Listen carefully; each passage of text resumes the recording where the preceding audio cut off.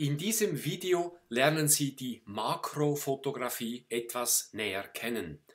Dies ist ein viel diskutiertes Thema, weil es nicht ganz einfach ist. Und weshalb nicht? Weil unsere Abschätzformeln alle nur noch bedingt stimmen. Wir müssen eine gewisse Anpassung vornehmen in der ganzen Rechnerei, damit die Ergebnisse tatsächlich stimmen bei der Makrofotografie. Vorab aber noch so zur Auflockerung ein Beispiel, wo ich noch etwas anderes Wichtiges zeigen möchte. Es hat noch nichts mit Makrofotografie zu tun, sondern ist eine Repetition von Filmen von vorher.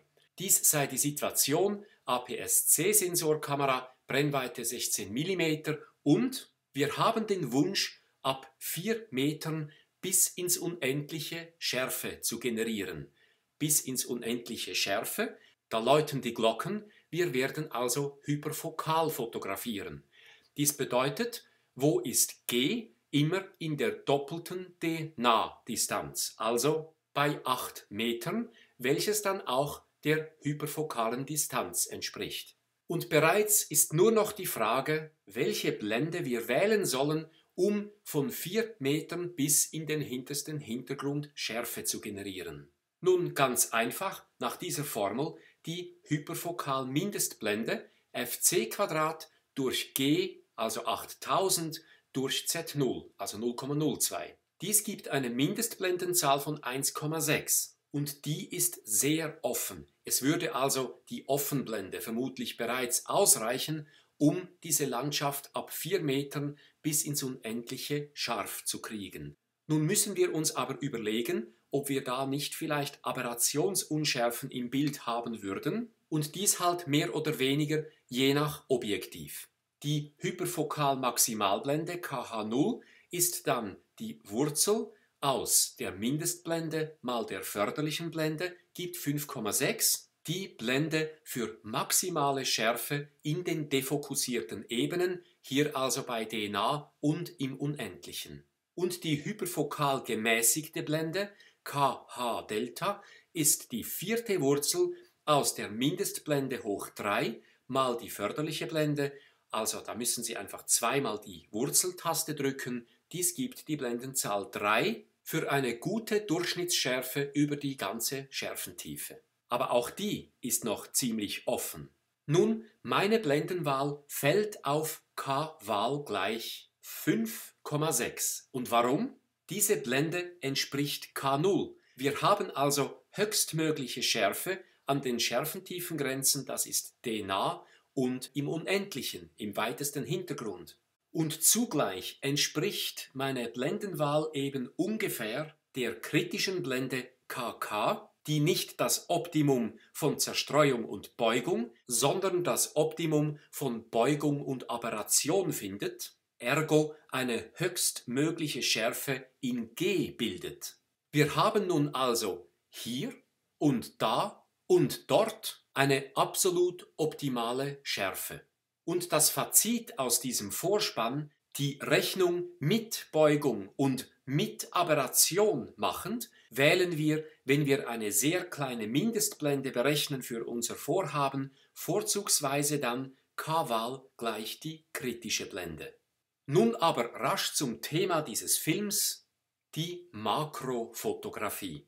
Solange der Abbildungsmaßstab klein ist, also zum Beispiel m kleiner als 1/10, so können wir für unsere Abschätzungen die sogenannte nominelle Blende oder Blendenzahl verwenden in unseren Formeln.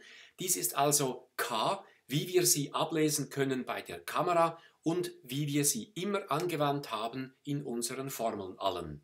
Allerdings gibt es auch Kameras, die eben nicht die nominelle Blende anzeigen, sondern die sogenannte effektive Blende, und was das ist, dem müssen wir etwas nachgehen.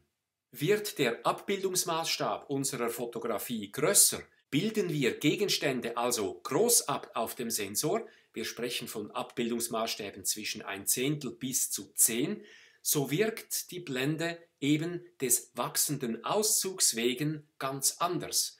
Dann brauchen wir die sogenannte effektive Blende oder effektive Blendenzahl. Zum Glück berechnet diese sich sehr einfach. K nominell, das meint die nominelle Blendenzahl, das ist einfach unser ganz normales K, so wie wir es bis jetzt immer angewandt haben, mal Abbildungsmaßstab plus 1 gibt die effektive Blende oder Blendenzahl. Sobald m also größer wird, reicht es nicht mehr, dieses K einfach auszurechnen, diese Mindestblende, von der wir immer gesprochen haben, sondern wir müssten, um eine Schärfentiefe tatsächlich erreichen zu können, diese errechnete Blendenzahl noch mal m plus 1 rechnen. Und dann kommen wir zur effektiven Blendenzahl, die wir dann einstellen müssten eben an der Kamera. Was konkret ist denn der Grund, dass unsere Mindestblende K plötzlich nicht mehr genau sein soll?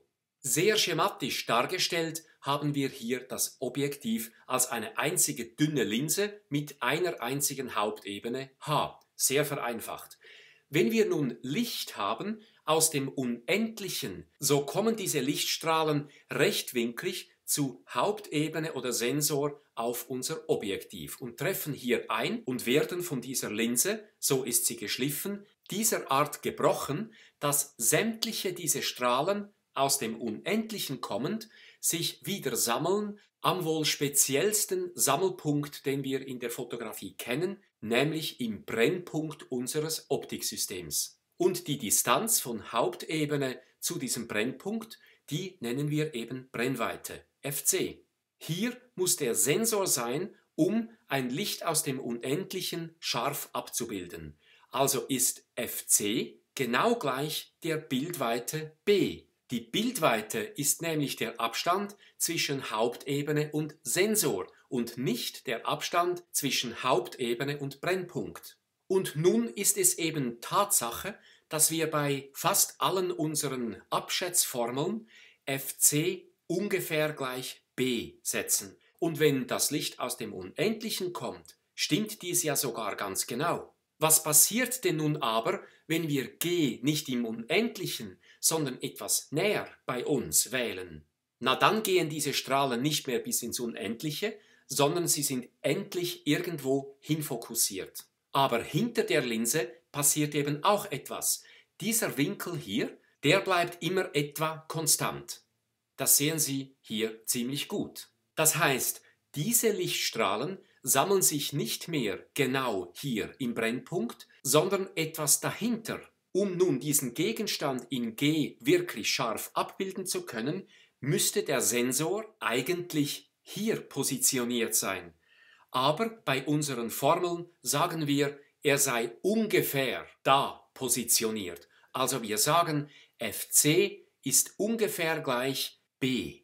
Aber das stimmt um diese Distanz eigentlich nicht mehr.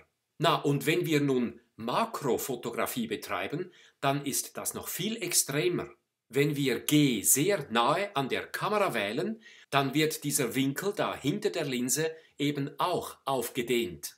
Der Brennpunkt bleibt natürlich hier, Fc ist also da, aber b ist nun da hinten. Und unsere Abschätzformeln sagen nun, der Sensor ist doch noch ungefähr da, was einfach beim Makrofotografieren tatsächlich empfindlich nicht mehr stimmt. Da ist b nicht mehr ungefähr Fc. Der Sensor ist nun definitiv auch abschätzungsweise nicht mehr hier, sondern eben da. Diesen Sachverhalt können wir sehr gut zeigen anhand dieser Linsengleichung. Wenn g nämlich im Unendlichen liegt, haben wir hier die Formel 1 durch Fc gleich 1 durch unendlich plus 1 durch b. Und 1 durch eine riesige Zahl geht gegen 0, so haben wir ungefähr 1 durch Fc gleich 1 durch b. Also ist dann Fc gleich b. Wenn wir aber so fotografieren, dass g eben nahe liegt, dann ist g nicht mehr unendlich. Dann ist 1 durch Fc eben tatsächlich gleich nicht mehr nur 1 durch b, sondern noch plus 1 durch g. Also ist Fc mitnichten mehr gleich b. Auch nicht ungefähr, wenn wir dann sehr große Maßstäbe haben, also extrem Makrofotografie betreiben.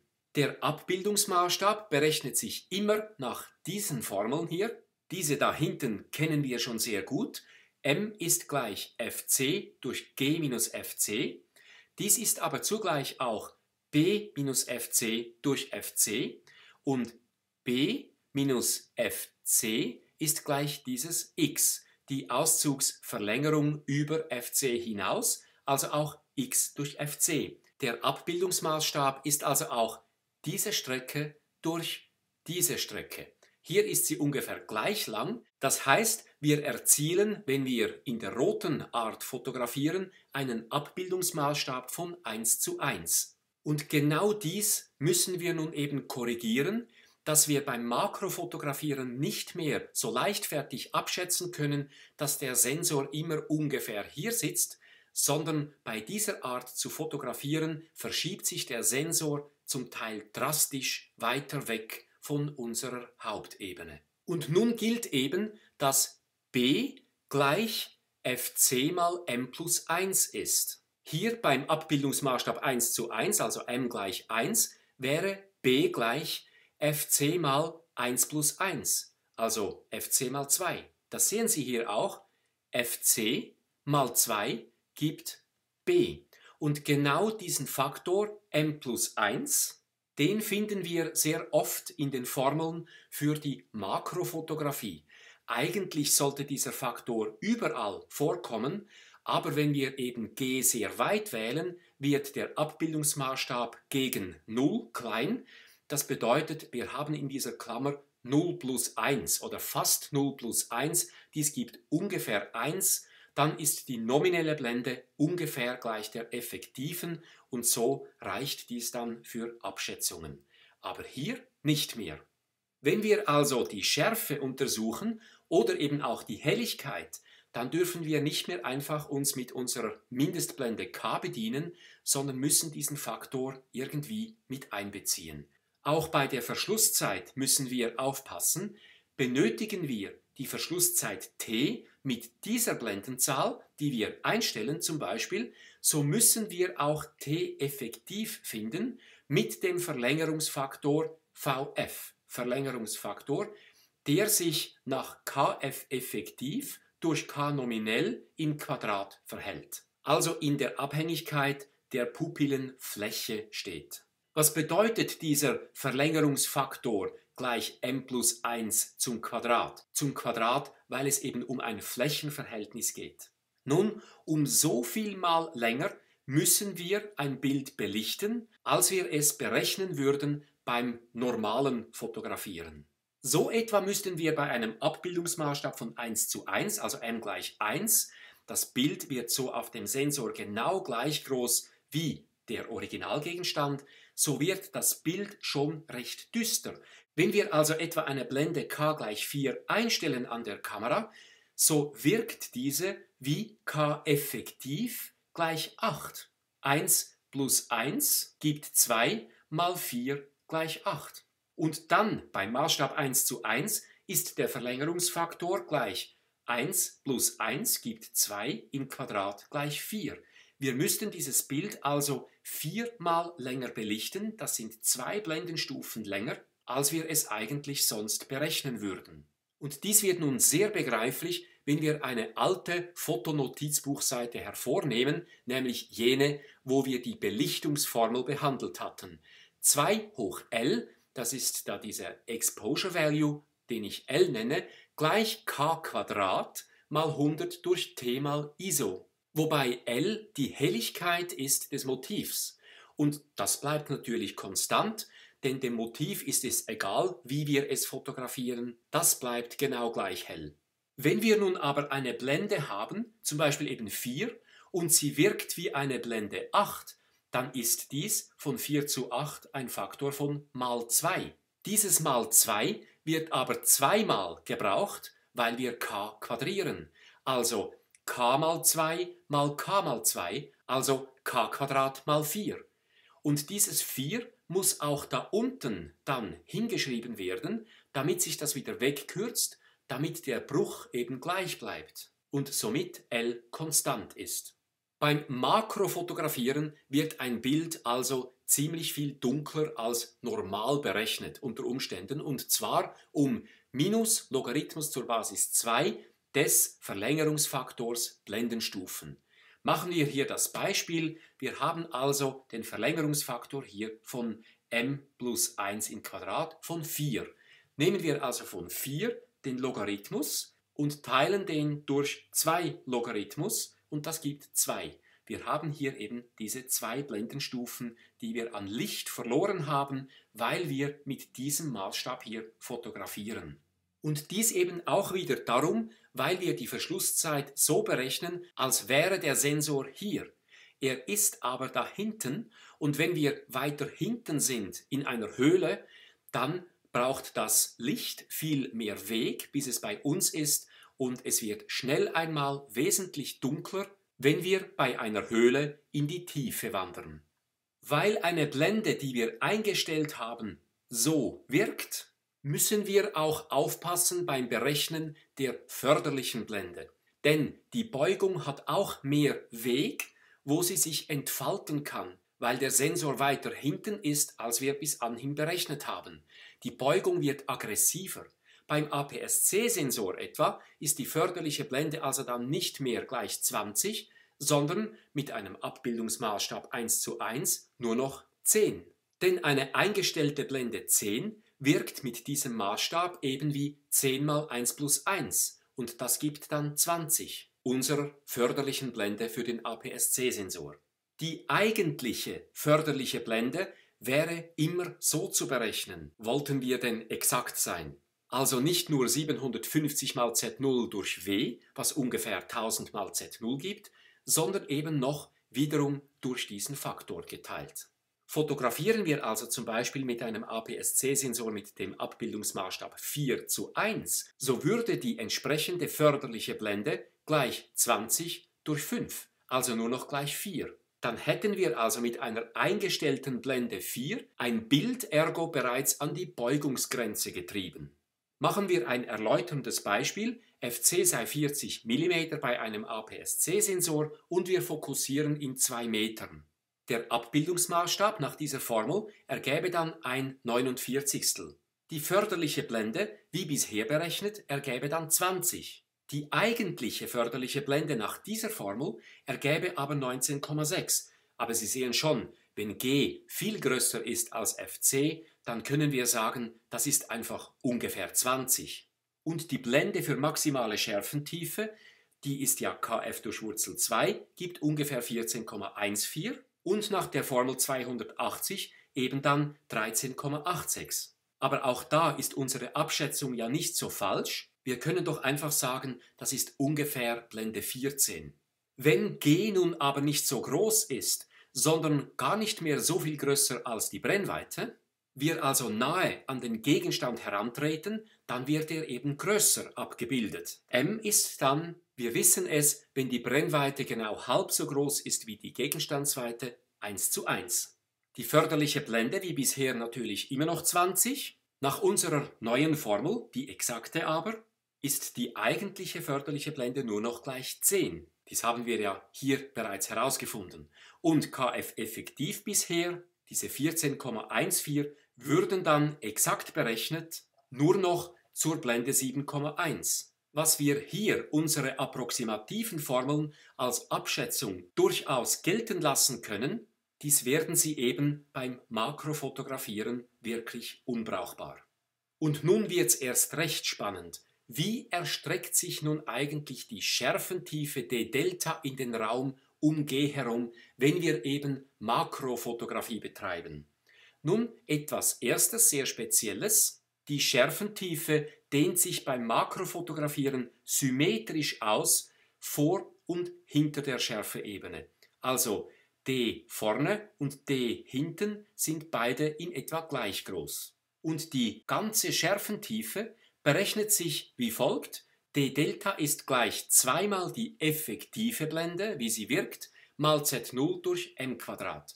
Oder, wir wissen ja, was K effektiv ist, nämlich die nominelle Blende, die wir einstellen, mal m plus 1. Dies heißt also, K effektiv ist gleich K mal m plus 1. Und dann kommen wir zu dieser schönen Formel hier hinten. d-Delta ist 2 mal K mal Z0 mal m plus 1 durch m². Eigentlich müssten wir diesen Faktor so berechnen: m durch p plus 1, wobei p der Pupillenmaßstab ist, also Austrittspupillendurchmesser durch Eintrittspupillendurchmesser. Aber für eine gute Abschätzung reicht diese Formel 281 vorig. Ein Tipp noch zum Fokussieren beim Makrofotografieren: weil diese Schärfentiefe zum Teil wirklich extrem schmal wird, wird es dramatisch heikel und schwierig, manchmal den Fokus wirklich zu treffen. Es gibt dazu manchmal auch solche Fokusschlitten, mittels denen man Zehntelsmillimeter genau die Kamera verschieben kann. Und ich würde Ihnen dies auch empfehlen, nicht unbedingt eine solche Schiene zu kaufen, sondern nur schon beim Blümchen fotografieren, dass Sie die Naheinstellgrenze einstellen bei Ihrer Kamera, also so nahe hin, wie sie nur immer scharf stellen kann, und Sie dann die Kamera hin und zurück bewegen und eben nicht am Fokusring drehen, bis das genau jene Stelle der Blume scharf ist, welche Sie sich eben scharf wünschen. Machen wir ein Beispiel mit einer APS-C-Sensorkamera mit dem Abbildungsmaßstab 1:1, und zwar mit dem Wunsch, dass die Schärfentiefe 0,6 mm breit wird. Und Sie lesen richtig, die Schärfentiefe wird nicht mal mehr einen Millimeter dick. Und nun können wir diese Formel nach K auflösend umstellen und erhalten für K gleich d Delta durch 2 mal Z0 mal m² durch m plus 1. Und diese Blendenzahl können Sie an Ihrer Kamera dann einstellen, sofern sie die nominelle Blendenzahl anzeigt. Wirken tut diese eingestellte Blende aber effektiv wie die Blende 15, nämlich mit diesem Abbildungsmaßstab mal m plus 1 gibt mal 2, 7,5 mal 2 gibt 15. Dies ist aber noch kleiner als 20, das ist also Kf für den APS-C-Sensor, was bei der Makrofotografie okay ist. Und eine über diese Blendenzahl errechnete Verschlusszeit müssten wir nun auch wieder um 2 Blendenstufen verlängern, also mal 4 rechnen.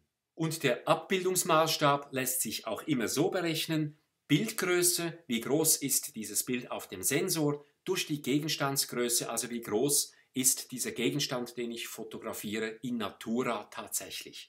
Und nun zeige ich Ihnen ein paar Beispielbilder, um Ihnen zu zeigen, wie schmal eine solche Schärfentiefe ausfallen kann. Ich fotografierte mit einer 4-Third-Kamera, Z0 ist also ungefähr 0,015 mm, und ich fotografierte mit einem speziellen Objektiv, welches den Abbildungsmaßstab 1:1 schafft. Das Objektiv hat die Brennweite 60 mm. Ich stellte die Blende 11 ein und erreichte eine Schärfentiefe von 0,7 mm, ganz nach dieser Formel. d Delta ist gleich 2 mal 11 mal 0,015 mal 1 plus 1, also mal 2 durch 1. Und dies ergibt diese 0,7 mm. Sie sehen das da unten oder auch hier, wie schmal das Ganze ist. Die Schärfentiefe misst keinen Millimeter mehr. Und noch extremer wird dies mit einer offeneren Blende, Blende 8. Da haben wir nur noch eine Schärfentiefe von einem halben Millimeter, und das sehen Sie auch. Ich wollte eigentlich auf diesen Strich fokussieren, aber Sie sehen, ich habe den Fokus auch nicht ganz getroffen. Und die Schärfentiefe erstreckt sich etwa von Mitte dieses Strichs bis etwa in die Hälfte, da also etwa tatsächlich einen halben Millimeter. Ins Extremum kommen wir mit einer schon sehr offenen Blende 5. Da ist die Schärfentiefe nur noch etwa ein Drittel Millimeter, das sehen Sie, also eigentlich fast nichts mehr. Und die Blende bis zum Exzess geöffnet, misst die Schärfentiefe gerade mal noch ein Fünftel Millimeter. Nun ja, es ist bald gar nichts mehr scharf hier. Oder da unten sehen Sie dies auch. Und nun möchte ich Ihnen dieses Beispiel noch genau durchgehen und durchrechnen, bei welchem wir eine Schärfentiefe von 0,3 mm geschafft haben mit dieser Einstellung und Apparatur. Das Objektiv hat also eine Brennweite von 60 mm inne, dies ist Z0, G ist 120, muss so sein, denn der Abbildungsmaßstab ist ja 1:1. Das ist eben FC, also 60, durch G, also durch 120 minus 60, das gibt 60 durch 60, gibt 1. Und nun gehen wir von der anderen Seite her, wir wünschen uns eine Schärfentiefe von 0,3 mm. Wie gehen wir vor? Entweder nehmen wir direkt die neue Formel für K, gleich d Delta, also 0,3, durch 2 mal z0 mal m² durch m plus 1, also durch 2 hier. Dies ergibt also eine Blendenzahl von 5 und diese müssen wir auch einstellen, gemäß dieser Formel. Ja, und was denn nun? Können wir unsere geliebten Formeln, die wir bis anhin angewendet haben, gar nicht mehr brauchen? Oh doch, das können wir. Wir können das ganz herkömmlich ausrechnen. K gleich fc² durch z0 mal 1 durch g minus 1 durch d. fc kennen wir, z0 kennen wir auch, g kennen wir ebenfalls. Und was ist nun d? Nun, d ist gleich 120 plus die halbe Schärfentiefe oder auch minus die halbe Schärfentiefe. Also g ist unsere Fokusdistanz und d ist die Fokusdistanz plus die halbe Schärfentiefe. Dies nun ausgerechnet ergibt für die Mindestblende gleich 2,5. Oh schade, dass das nicht 5 ergibt. Aber was haben wir hier berechnet? Wir haben die Mindestblende für diese Schärfentiefe berechnet, als würde der Sensor hier stehen. Das ist nun aber nicht der Fall, er steht da hinten. Wir müssen also unsere errechnete Mindestblende nach herkömmlicher Mindestblendenformel nur noch mal m plus 1 rechnen. K-Wahl, die wir letztlich einstellen müssen an unserer Kamera, ist also gleich 2,5 mal m plus 1. Und m ist ja gleich 1, also heißt das 2,5 mal 2 gibt, hurra, ja auch wieder 5. Zeigt unsere Kamera also die nominelle Blendenzahl an, müssten wir hier Blende 5 wählen. Und wie lange müssten wir dieses Motiv nun belichten? Sagen wir, wir hätten ein Exposure Value von gleich 8, das ist mein L, das entspricht so einer Innenbeleuchtung, die Helligkeit eines Innenraums. ISO wählte ich gleich 100 und nun rechnen wir 2 hoch 8 gleich k², das ist also 25, mal 100 durch 100 gibt ohnehin 1 durch t. Wir haben eine Gleichung, wo nur noch t die Unbekannte ist. Und t gibt, wenn wir das nach t auflösen, gleich eine Zehntelsekunde. Und nun dürfen wir also so belichten, da würde unser Motiv dann doch ziemlich dunkel. Denn wiederum ist es so, wir haben diese nominelle Blende eingestellt, und die Belichtungszeit gleich 1 Zehntelsekunde würde ausreichen, wenn der Sensor hier stünde. Aber er steht nun da hinten.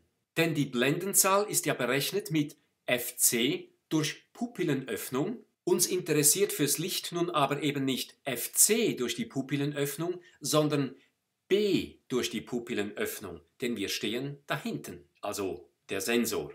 Wir müssen also die Belichtungszeit, die wir mit der Blende 5 ausgerechnet haben, noch mal den Verlängerungsfaktor rechnen und dieser berechnet sich ja mit Abbildungsmaßstab plus 1 zum Quadrat. Also 1 plus 1 gibt 2, im Quadrat gibt 4. Also müssen wir unsere Verschlusszeit nochmal 4 rechnen, das gibt 4 Zehntel, also 0,4. Dieses Motiv mit diesem Schärfentiefewunsch müssten wir also mit k gleich 5 und mit t gleich 0,4 Sekunden fotografieren, um unseren Wünschen gemäß auch tatsächlich eine Schärfentiefe von 0,3 mm und eine korrekte Belichtung zu erhalten.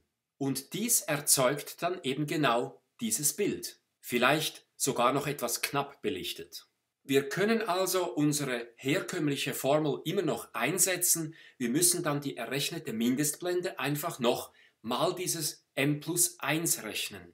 Und wir können auch die anderen Formeln, die wir bisher kennengelernt haben, noch benutzen.